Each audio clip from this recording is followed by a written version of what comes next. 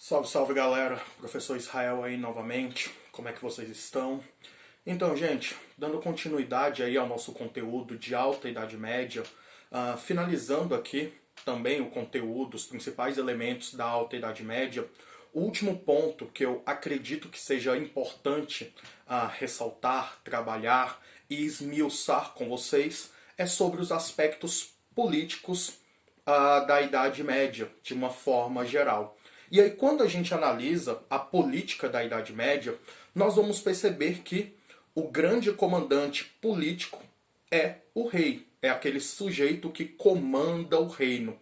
Só que aqui nós temos algumas particularidades, porque o rei, ele é o chefe político por direito, mas ele não é o chefe político de fato ali no contexto dos reinos, ali no contexto da Idade Média. Por que, professor? Então, ele é o rei por direito, ele tem o poder por direito, mas ele não tem o poder de fato. Porque nós vamos perceber que existe uma fragmentação política nesses reinos. Consequentemente, o poder político ele é fragmentado. Ele é fragmentado principalmente devido ao quê? Devido à figura dos senhores feudais, que são os comandantes do quê? Que são os comandantes do feudo. Nós vamos perceber que o rei, o chefe do reino, ele consegue ter influência, ele consegue ter poder político onde? Ali nas terras que ele domina, nas terras onde ele vive e nas terras, feudos, das quais são próximos a ele. Por outro lado, a gente percebe o quê? Que principalmente nos feudos mais afastados, nas regiões mais afastadas de onde residia um rei, nós vamos perceber o quê? Que o poder político, ele emanava dos senhores feudais. Nós vamos perceber que as pessoas que ali residiam, nesses feudos mais distantes, eles reconheciam muito mais poder político no seu chefe local, no seu senhor feudal, do que no quê? Do que no rei. E aí, essa é uma das características políticas muito importantes, tá certo?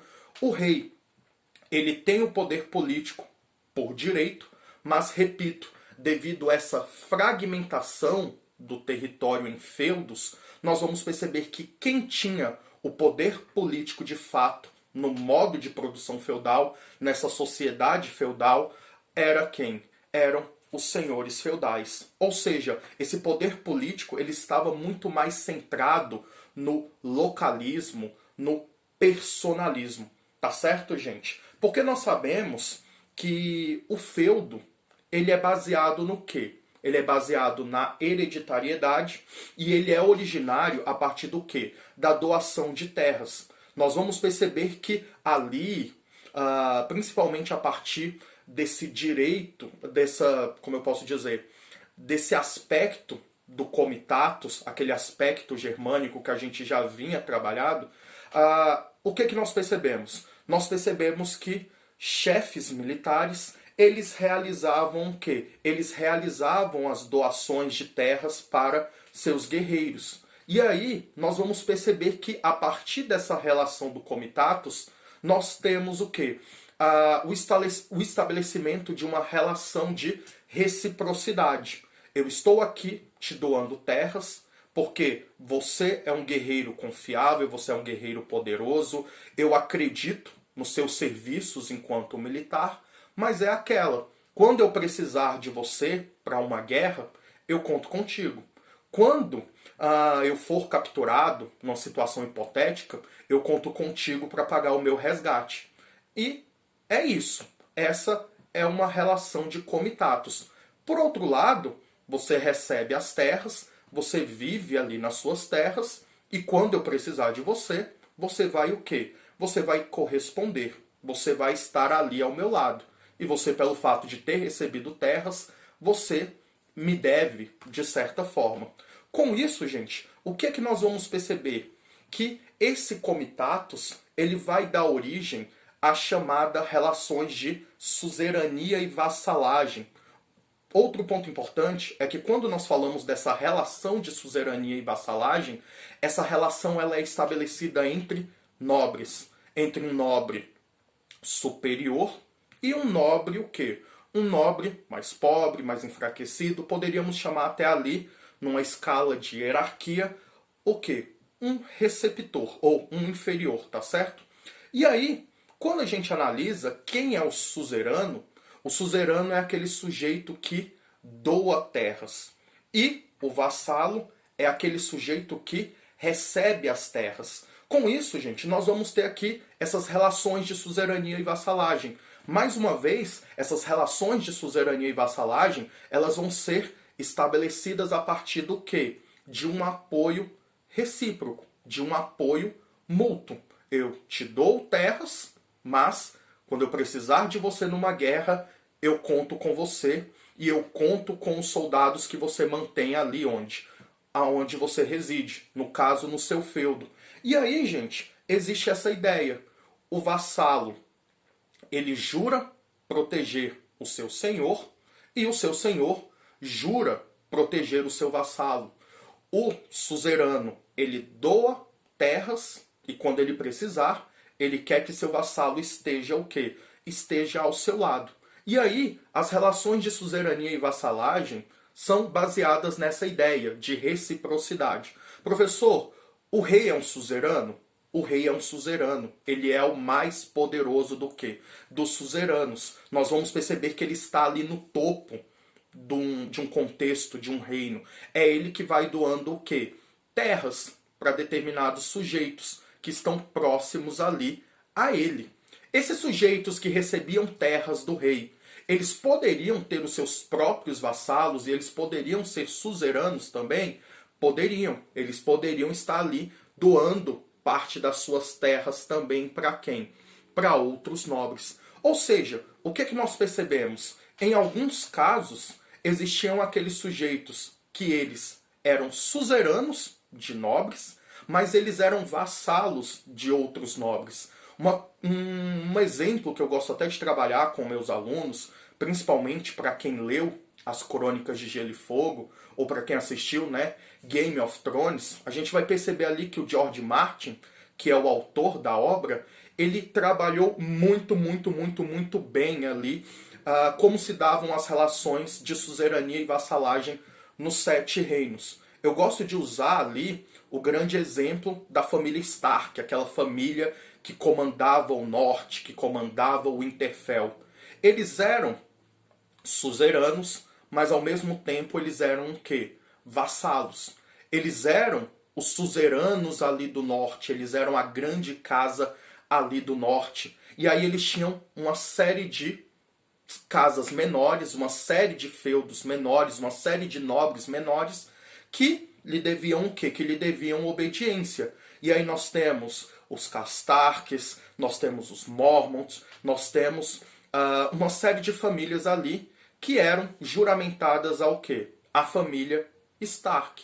Mas, ao mesmo tempo, a família Stark ela era vassala. Existia uma casa, existia um nobre que estava acima deles. E quem eram esses nobres? Era justamente o rei. Era justamente a casa que comandava os Sete Reinos. Poderia ser a família Targaryen, aquela dos dragões, né? Ou, durante a maior parte da série, a maior parte do livro, a casa Baratheon, a casa lá do Robert Baratheon, a casa depois que fez uma aliança com os Lannisters e por aí vai. E aí, nós vamos perceber ali nessa série, nós vamos perceber ali nesses livros, um bom exemplo, melhor dizendo, sobre essas relações de suzerania e vassalagem.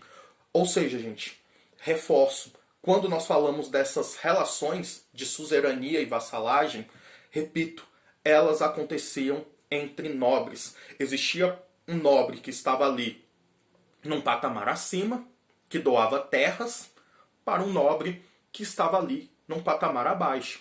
E aí, esse nobre que estava ali num patamar abaixo, ele poderia doar uma parte das suas terras para outros nobres, o quê? Inferiores. Mas nós vamos perceber o quê? A reciprocidade. Se você precisar lutar ao meu lado, você vai estar ao meu lado, porque eu te doei terras. E você jurou que você iria estar ao meu lado. Mas, professor, essas relações de juramentos e etc., elas eram mantidas? Elas eram mantidas, gente. Porque uma coisa que nós vamos perceber aqui, que o direito ele era consuetudinário, ou seja, ele era baseado no costume.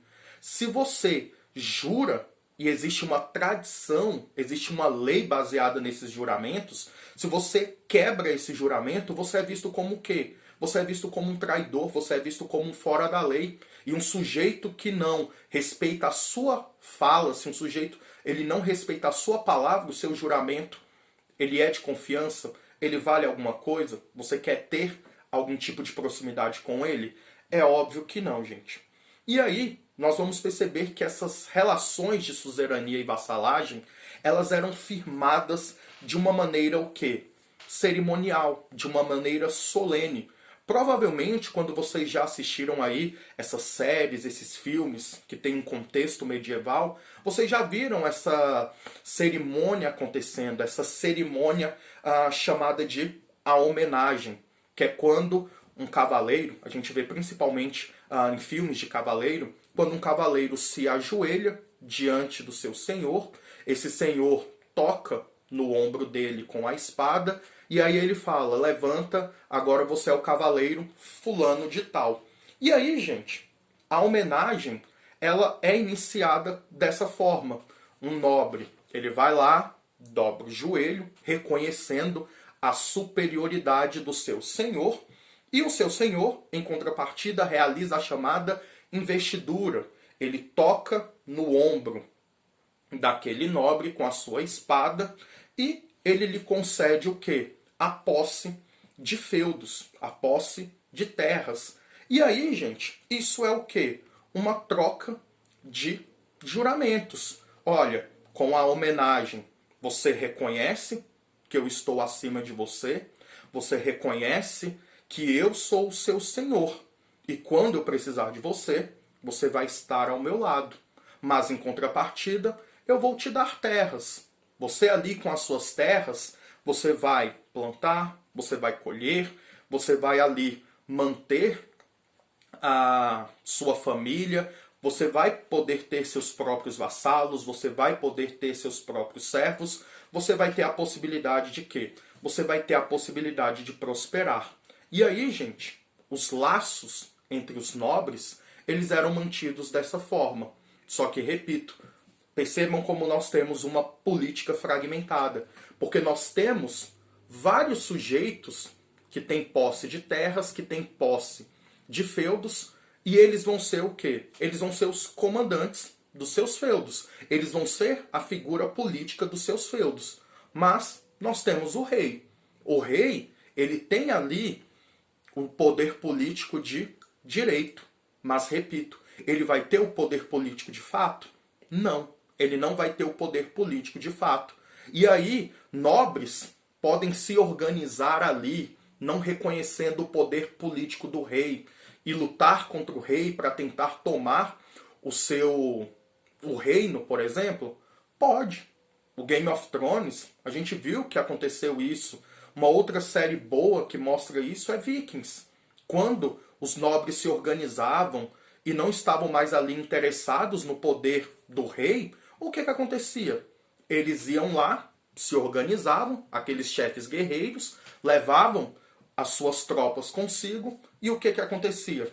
Eles iam lá e tomavam essas terras, se lhes fosse possível, matavam esse rei. E aí, vida que segue. A dinastia, ela é trocada, tá certo?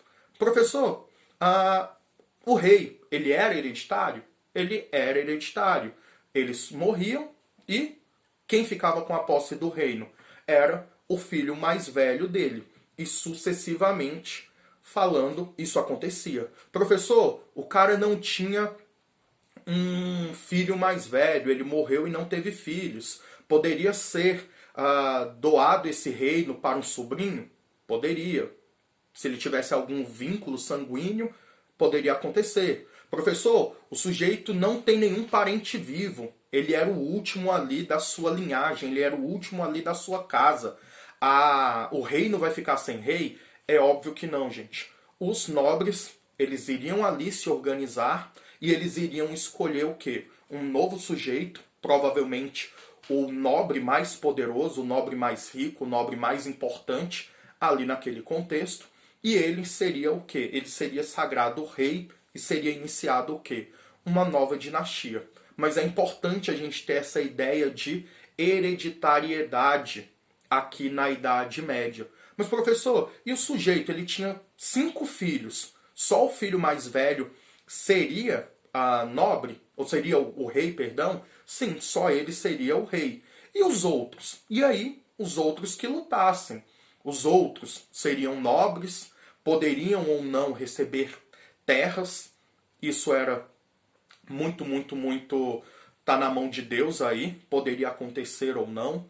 Alguns ingressavam ali na vida religiosa, se tornavam um membro do clero, só que outros eram nobres, mas eram nobres o quê? Despossuídos de terra. Isso acontecia.